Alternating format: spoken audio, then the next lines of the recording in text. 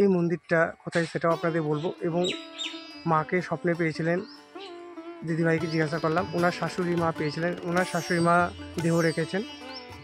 আপনাদের আমি মন্দিরের সামনেটা দেখাচ্ছি, মায়েরও দর্শন করাবো, ভিডিওর সঙ্গে থাকবেন। আপনাদের আমি মন্দিরের সাইড দিয়ে দেখাচ্ছি এবং মায়েরও দর্শন করাবো। এবং মন্দিরটি খুবই সুন্দর, ছোটোর ওপর। আপনাদের আমি মায়ের দর্শন করাচ্ছি পাশ থেকে, আমি সামনে থেকেও আপনাদের মায়ের দর্শন করাবো। এবং এই মায়ের মূর্তিটি বহু পুরনো। মাকে স্বপ্নে পেয়েছিলেন ওনার শাশুড়ি মা দেহ রেখেছেন। বর্তমানে যারা রয়েছেন তারাই ডেলি নিত্য পুজো করেন।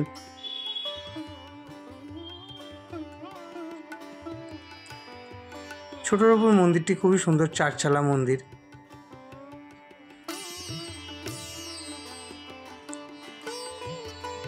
আর আমার ভিডিও আপনাদের কেমন লাগছে অবশ্যই আপনারা কমেন্ট করবেন, বেশি করে কমেন্ট করবেন।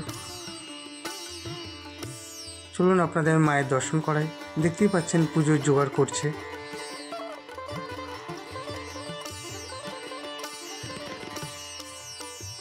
আপনাদের আমি মায়ের দর্শন করাচ্ছি, দর্শন করুন।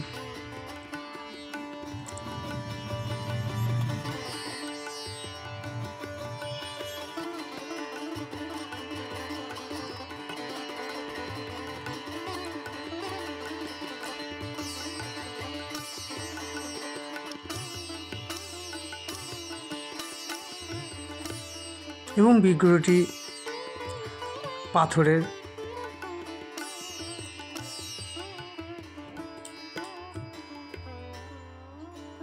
নতুন হয়ে থাকলে সাবস্ক্রাইব করতে ভুলবেন না। আর আমার ভিডিও কেমন লাগছে কমেন্ট করবেন। আপনাদের আমি কাছ থেকে দেখাই। এবং মাকে স্বপ্নেই পেয়েছিলেন, যিনি স্বপ্নেই পেয়েছিলেন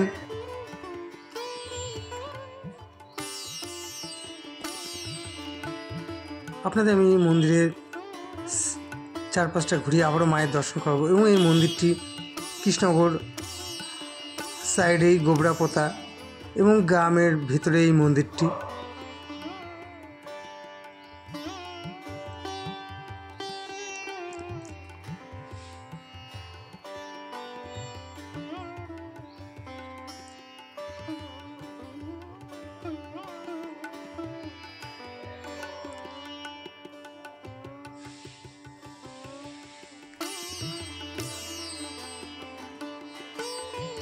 বর্তমান যারা রয়েছেন জেনারেশন, ওনারাই ডেলি নিত্য পুজো করছেন মায়ের।